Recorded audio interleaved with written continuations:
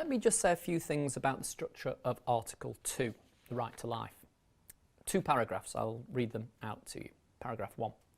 Everyone's right to life shall be protected by law. No one shall be deprived of his life intentionally, save in the execution of a sentence of a court following his conviction of a crime for which the penalty is provided by law. Paragraph 2.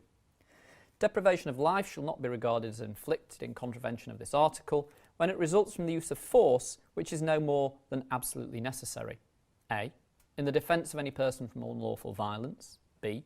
In order to effect a lawful arrest or prevent the escape of a person lawfully detained. C. In action lawfully taken for the purpose of quelling a riot or insurrection.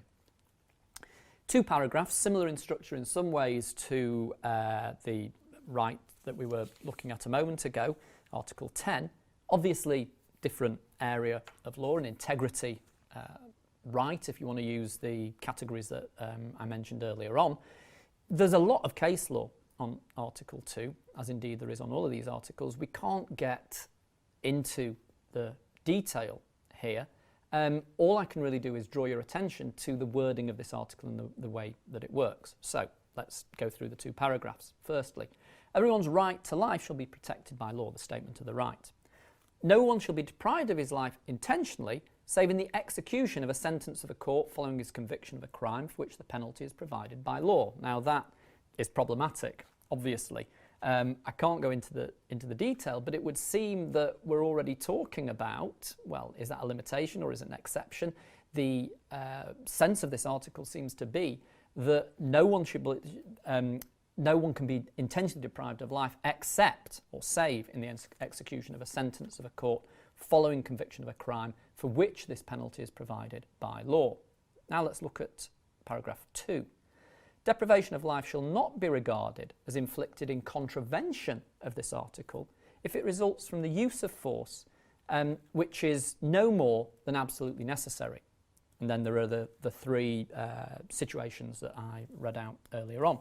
It would appear then that the right to life has to be understood in this very particular context where the taking of life in certain circumstances is not regarded as a breach of the human right. The final article that I just want to look in a little detail at is Article 11, Freedom of Assembly and Association. We'll see that it has a similar structure to the other rights that we've been looking at. First paragraph.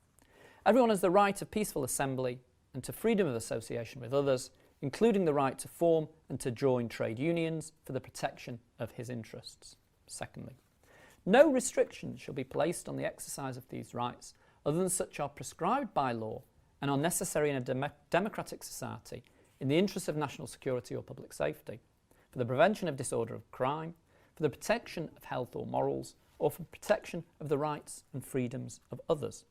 This article shall not prevent the imposition of lawful restrictions on the exercise of these rights by members of the armed forces, of the police, or of the administration of the state. Once again, at 1, we have a statement of the right, including, interestingly here, the right to assemble and associate includes the right to form and to join trade unions. Now, if you look at other catalogues of human rights, labour rights, trade union rights are freestanding. This is as much as the Convention tells us about labour rights or trade union rights. One of the criticisms of the Convention is that it is, in a sense, slightly old-fashioned. There should be much more elaborate articulation of these kinds of social and economic rights. But nevertheless, here it's included within Article 11, freedom to assemble and to associate. Includes, as I've said, the positive right to form and to join trade unions. The second paragraph then takes us to the restrictions on these rights. And it's similar in wording, not exactly the same, but similar to Article 10, freedom of expression. It doesn't include that reference to duties and responsibilities that Article 10 includes. But the fundamental schema is similar, isn't it? The limitations on rights are justifiable to the extent they are necessary in a democratic society, in the interest of national security or public safety.